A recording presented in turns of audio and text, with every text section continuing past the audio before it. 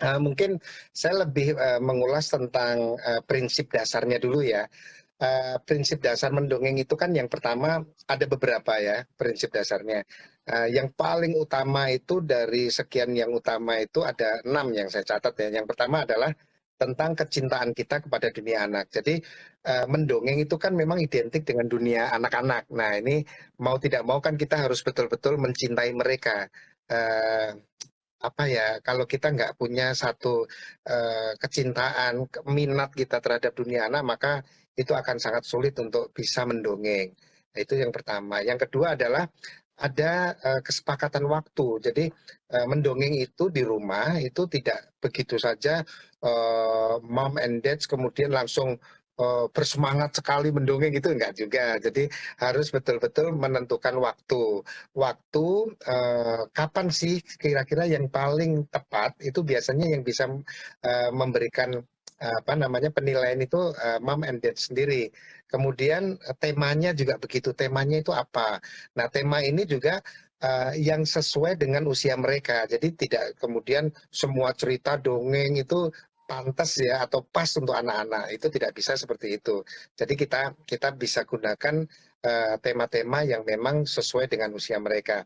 Kemudian yang ketiga adalah kita harus memahami juga gaya belajarnya anak-anak. Jadi satu anak dengan anak yang lain kan gaya belajarnya berbeda-beda ya.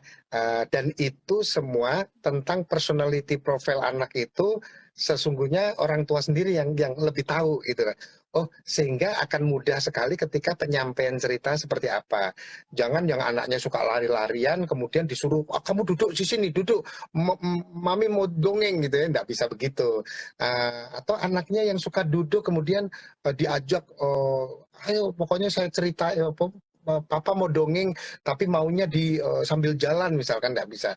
Jadi mana itu yang lebih kuat daripada hal tersebut. Nah kemudian eh, ada juga kita harus tahu tentang kepribadian anak-anak kita. Jadi anak-anak kita itu kan sukanya misalkan mereka ada yang suka dengan apa film-film apa misalkan gitu ya, kemudian suka dengan tokoh-tokoh apa. Nah itu kesempatan bagi orang tua bisa menyisipkan pesan-pesan dengan mengulas cerita-cerita yang terkait dengan kesukaan anak-anak kita. Nah kemudian bagaimana prinsip selanjutnya yaitu menguatkan tentang kreativitas yang anak-anak kita. Jadi anak kita itu kan biasanya suka menyusun apa, suka misalkan main mobil-mobilan, ngeng dikasih dialog apa. Nah itu pas banget untuk orang tua yang kemudian bisa harus membuat apa namanya, membuat momentum itu bisa menjadi sebuah kegiatan bercerita sebetulnya seperti itu. Nah, kemudian yang keenam adalah atau yang terakhir itu tentang hal terkait dengan bonding, kedekatan. Jadi keakraban, interaksi, saling memeluk gitu ya. Itu salah satu prinsip yang kenapa dongeng itu harus dilakukan. Jadi 6 hal itu kalau diterapkan oleh orang tua, tentu saja ini akan membuat anak-anak kita nyaman dan bisa memetik apa yang ada di dalam dongeng itu sendiri. Yang harus kita persiapkan yaitu materinya pastinya. Materi seperti tadi saya sampaikan dalam prinsip dasarnya yaitu sebetulnya materi yang sesuai dengan usia anak-anak kita itu yang mana sih gitu ya. Jangan kemudian kita suka melihat atau membaca legenda cerita rakyat, anak-anak belum siap untuk lalu kita bawakan seperti itu juga. Nah, jadi pertama tentang materi. Jadi seperti halnya makanan ya. Kalau makanan itu kan tidak semua anak boleh mengkonsumsinya. Usia bayi misalkan kan nasi belum bisa masuk misalkan gitu. Nah, itu sama halnya dengan cerita juga. Kita harus sesuaikan. Jadi itu yang pertama. Kemudian yang kedua yang harus kita persiapkan adalah cara-cara yang sekreatif mungkin. Jadi karena gaya belajar anak itu berbeda-beda, maka kita harus bisa menjadikan sebuah kreativitas. Contohnya misalkan seperti saya, kreativitas saya itu dengan menokohkan tokoh-tokoh itu dengan suara-suara. Nah, anak saya itu dulu waktu kecil seneng tuh kayak gini. Jadi misalkan suara gajah dibesarkan. Halo, namaku adalah gajah yang senang melompat-lompat dan berlari-lari. gitu. Itu anak saya seneng banget gitu kalau saya menyuarakan suara-suara seperti itu. Kemudian tokoh-tokoh yang kecil suaranya lebih kecil. Halo, aku senang sekali bermain denganmu, Gajah. Baiklah. Nah, itu ketika anak saya di rumah itu saya sajikan dengan kreativitas seperti itu, maka anak saya senang banget dulu. Atau kalau tidak bisa dengan suara itu berarti bisa dengan kreativitas yang lain, misalkan dengan menggambar gitu ya, atau bisa dengan menyusun balok-balok kemudian ada ceritanya macam-macam. Kalau kita bicara tentang persiapan juga ada hal-hal yang perlu dihindari, misalkan kita memaksakan anak untuk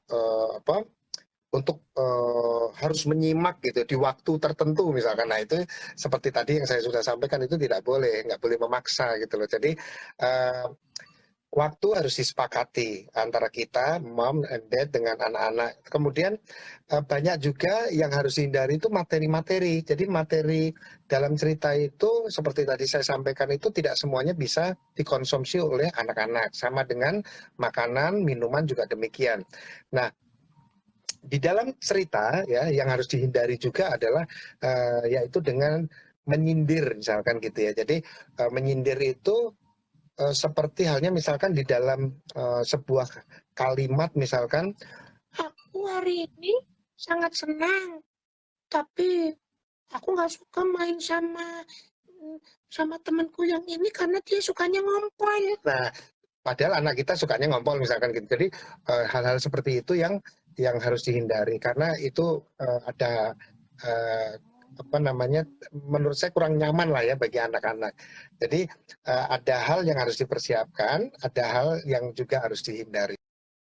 Nah, kemudian juga tadi saya lanjutkan ada juga yang harus dihindari, yaitu terlalu misalkan ketika sedang bercerita, anak kan biasanya interaksi ya, dia menjawab pertanyaan seperti itu, lalu kita abaikan, itu nggak boleh. Jadi harus kita tanggapi, oh mama ini kenapa sih dia harus melompat? Jangan, kita nggak boleh mengatakan, jangan tar dulu, mama harus menyelesaikan ceritanya dulu. Nggak begitu. Jadi harus ditanggapi dulu, oh ini melompat, ayo kita coba lihat ya. Jadi di situ ada interaksi yang justru menurut saya itu keberhasilan dalam sebuah cerita. Terus kemudian selain itu juga kita harus menghindari ketika bercerita itu di tempat-tempat yang mungkin tidak sesuai atau lokasinya kurang tepat. Misalkan contoh cerita yang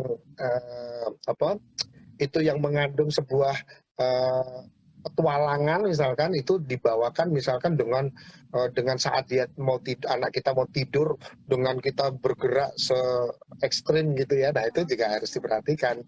Kalau mau tidur sebaiknya cerita-cerita yang lebih soft, lebih lembut seperti itu. Ada hal-hal buruk ya yang dilakukan oleh kita manusia khususnya anak-anak misalkan. Nah itu tentu saja tidak langsung kita tembak tepat sasaran seperti itu tidak, tetapi dengan perumpamaan-perumpamaan misalkan. Misalkan anak kita suka berbohong misalkan kan seperti itu. Nah berarti dalam alur ceritanya nggak terus langsung ada sebuah tuduhan, wah kamu berbohong, kalau berbohong nanti tidak baik dan seterusnya. Itu sama saja kita menasihati secara murni gitu ya. Nah alangkah baiknya misalkan bisa dibuat sebuah alur cerita yang lebih halus. Contohnya misalkan gini, seorang anak kemudian menemukan uang di jalanan. Ketika menemukan uang itu, sang anak kemudian yang bernama Lucy misalkan, aku menemukan uang. Tiba-tiba ketika dia sedang menggenggam uang itu, ada seorang kakek-kakek yang sedang mencari uang, misalkan. Kakek mencari apa? Oh, kakek lagi nyari uang tadi terjatuh di mana? Wah, aku tadi menemukan. Apa mungkin ini punya kakek? Uang kakek berapa? Oh, uang kakek 100.000, warnanya merah. Gitu ya. Aku tidak boleh berbohong, aku harus mengembalikan. Nah, jadi gitu. Jadi perumpamaannya atau dilawankan seperti itu, atau dibuat yang lebih halus lagi. Jadi tidak kemudian di-adjust sehingga anak itu menjadi tidak nyaman. Ya sebetulnya jujur tidak ada waktu yang yang tepat itu jam berapa, hari apa, seperti itu nggak ada ya. Tapi itu biasanya orang tua bisa mengukur sendiri, bisa melihat sendiri. Nah, kalau kalau saya sebagai orang tua memang punya prime time yang memang sendiri, dan saya masih ingat yaitu saat anak mau menjelang tidur itu prime time banget tuh bagi saya itu, karena anak itu udah liar-liar mau tidur gitu ya, gelombang alfanya sedang siap menerima hal-hal yang baik gitu ya. Nah disitulah saya perannya sebagai ayah gitu ya, sebagai dad itu bisa mendampingi anak-anak kita. Kemudian saat anak misalkan bangun tidur itu juga tepat, itu mereka belum punya banyak aktivitas apa-apa. Biasanya saya barengin dengan memandikan mereka sambil bercerita seperti itu ya. Atau sebelum mandi atau saat mandi itu juga waktu yang tepat sih menurut saya, dan itu yang sering sekali saya lakukan. Kemudian saat bepergian juga begitu, adalah waktu yang tepat bagi saya, karena di situ banyak hal gitu ya, anak-anak melihat kanan kiri depan gitu kalau di mobil, atau sedang berada di bandara, stasiun ya, dan seterusnya. Itu biasanya lingkungan-lingkungan sekitar itu materi cerita yang bisa kita sampaikan pada anak-anak. Nah, satu lagi yaitu saat anak kita sedang makan gitu ya, sambil kita suapin atau dia nyuapin sendiri, disitulah waktu yang tepat bagi saya untuk meluncurkan cerita-cerita yang bermakna. Kalau usia dari nol ya, saya pengalaman banget sih. Karena gini, ini persoalannya persoalan bonding sebetulnya. Semakin dini usia anak kita, lalu kita berikan cerita-cerita, itu semakin mengakrabkan diri kita gitu loh. Sebetulnya gini sih, anak itu kan teman ya, teman hidup ya. Suami istri itu teman hidup. Nah, sama dengan kalau kita punya teman, kan nggak enak ya kalau punya teman terus diem-dieman gitu, kan nggak enak. Sama dengan anak kita, kalau kita punya anak di rumah lalu diam-diaman, nah itu saya pikir nggak asik gitu. Nah maka harus ada sebuah komunikasi. Nah komunikasi itu bisa dibangun melalui cerita. Jadi cerita itulah yang merupakan bentuk dasar dari sebuah komunikasi yang bisa membuat kita itu akhirnya akrab gitu loh dengan anak. Karena kalau cuma dekat lalu ngobrol hobinya dan lain sebagainya, kan nggak mungkin itu terus kan. Jadi misalkan seorang ayah atau mom and dad misalkan ketemu anaknya, ditanya kamu dari mana, oh dari sekolah, belajar apa, pertanyaannya itu terus misalkan, kan nggak asik. Tapi kalau kita punya bahan-bahan cerita, itu bisa nggak akan habis-habisnya, dan itulah modal utama kita untuk bisa dekat dan akrab kepada anak-anak kita. Dongeng itu memiliki banyak manfaat sebetulnya, manfaat yang seperti menambah kosakata anak ingin tahu, kemudian juga kedekatan dengan orang tua. Tapi ada yang menarik bagi saya adalah mendongeng itu menangani situasi dan kondisi yang terjadi pada anak-anak. Jadi saya itu hukumnya dalam mendampingin anak-anak tumbuh kembangnya, itu saya sangat melarang sekali menganggap anak ini bermasalah, tetapi anak yang dalam situasi dan kondisi tertentu aja. Nah itu yang saya terapkan di dalam dunia saya. Nah artinya di sini tidak ada anak yang dilahirkan bermasalah, semua istimewa. Jadi kita aja yang harus melakukan pendekatan-pendekatan yang sekreatif mungkin ya, seinovatif mungkin. Jadi saya ulangin bahwa saya tidak mengenal anak bermasalah, karena semua dilahirkan istimewa. Nah, salah satu caranya adalah dengan cara ngobrol, bercerita, saling berbagi cerita itu. Nah, saya seringkali kan berkunjung ke rumah sakit gitu untuk menengok ya, entah anaknya siapa, pokoknya saya tengok itu dia terbaring sakit A, B, C di poli anak seperti itu. Saya datang, saya bawakan buku saja. Saya bacakan untuk si anak itu, mereka menyimak dengan baik ya. Contoh misalkan waktu itu saya ingat banget itu seorang anak terbaring lemah, matanya menatap seperti kosong begitu. Saya lalu membuka cerita. Ada seorang pangeran loh. Ini pangerannya nih, lihat nih. Pangerannya naik kuda. Ini kudanya berwarna coklat ya. larinya kencang sekali, suaranya seperti ini.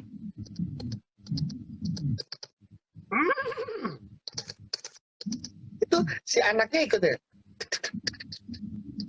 terus dia ketawa. Kudanya sampai di hutan, banyak sekali binatang-binatang, ada suara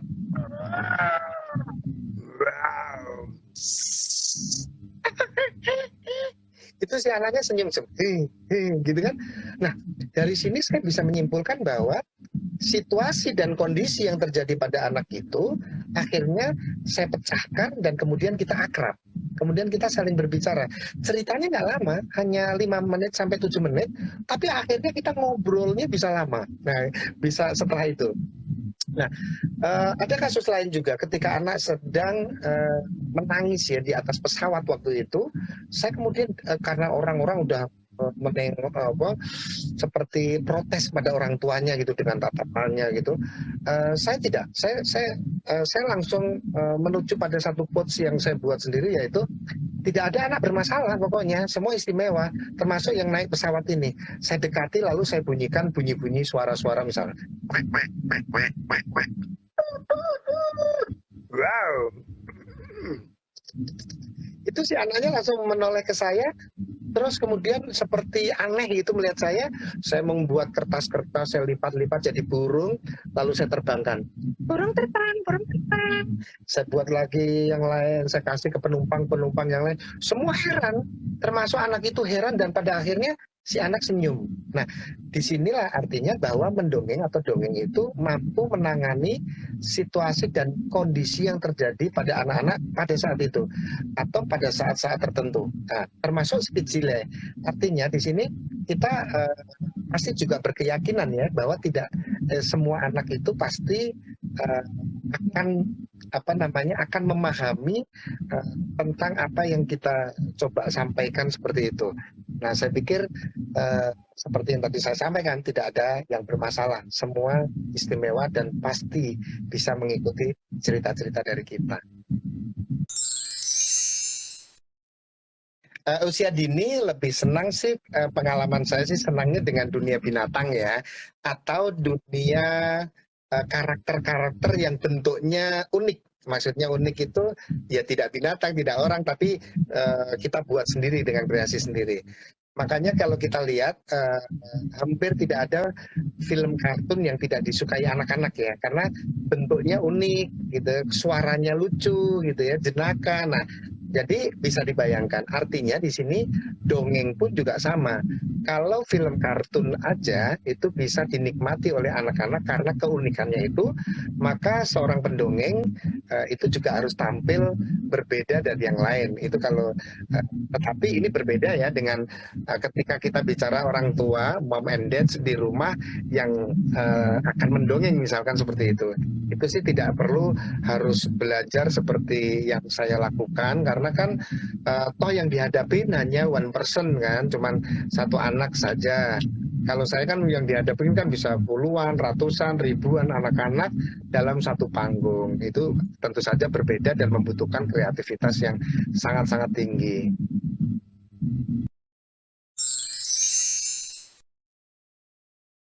Nah, seperti makanan tadi, kalau makanan untuk jasmani ya kan, kalau cerita-cerita ini kan sebetulnya untuk perasaan, pikiran ya, untuk mereka itu.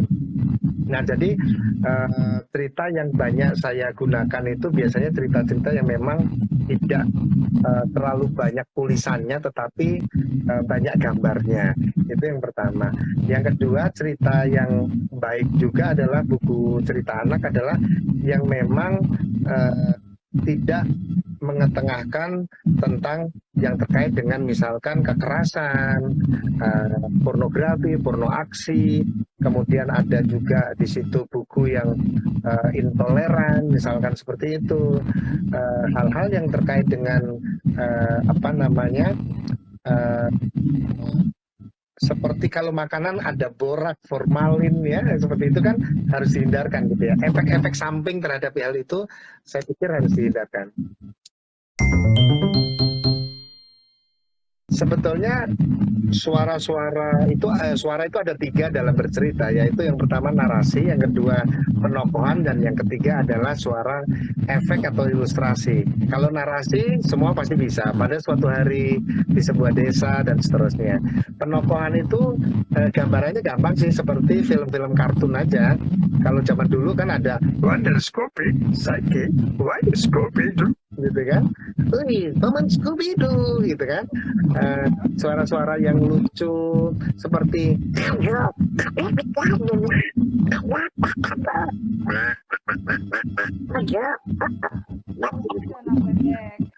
kayak gitu misalkan. Suara efek atau ilustrasi misalkan suara ada kereta, ya suara kuda. Nah, itu sebetulnya yang paling inti adalah narasi, karena orang tua tidak perlu direpotkan dengan berbagai macam suara-suara. Tetapi kalau pengen belajar juga, nah itu bisa, kalau penokohan bisa lihat film-film kartun lalu dicontoh, ya. Yang ketiga, efek ilustrasi biasanya kita cari-cari aja. Misalkan kalau suara anjing kan guk guk guk gitu ya, agar lebih menarik itu kita getarkan di sini.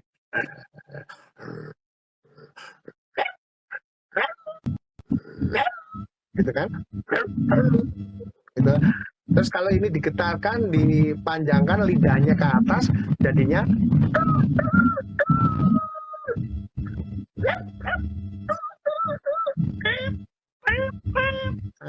ini karena lidahnya diletakkan di atas. Tapi kalau lidah ke kiri, ke kanan, ke bawah itu bisa menjadi berbagai macam suara-suara. Sebetulnya ini tanpa latihan sebetulnya, tapi digunakan setiap waktu. Jadi saya itu kan mendongeng mulai tahun 2000, sudah 23 tahun ya saya mendongeng ya. Nah, disitulah setiap tampil saya coba, ya pada akhirnya ya seperti itu, bisa gitu. Diulang-ulang. Sebaiknya kalau untuk menangani situasi dan kondisi anak-anak seperti itu, kita bisa ceritanya bukan cerita-cerita yang dari buku, tetapi boleh kita mengarang sendiri atau berdasarkan pengalaman-pengalaman. Jadi misalkan ayah dulu gitu ya, atau mami dulu itu pernah loh seperti ini, dan kemudian ini. Jadi ceritanya bisa seperti itu. Atau kita membuat sendiri dengan menggambar misalkan. Ini pernah juga saya lakukan. Saya mengaku juga anak ketiga saya itu waktu masih kecil sampai dengan usia 5 tahun itu kalau ada tamu, ada orang itu lari sembunyi seperti itu. Nah itu juga kemudian saya menyelesaikannya dengan cerita juga. Itu saya buat gambar sederhana gitu. Karena saya mencari buku yang sesuai kan susah ya. Untuk menjadi pemberani itu susah. Akhirnya ya sudah saya membuat sendiri. Jadi gambar-gambar sendiri gitu. Ini ada bebek yang kemudian mau keluar rumah tapi orang tuanya selalu melarang misalkan gitu. Oh jangan keluar sendiri. Dan seterusnya saya buat-buat sendiri gitu. Karena kalau kita mencari buku-buku yang sesuai dengan keinginan kita, kadang-kala kan sulit untuk ditemukan. Jadi dengan cara kita membuat. Seperti itu sih saya pikir.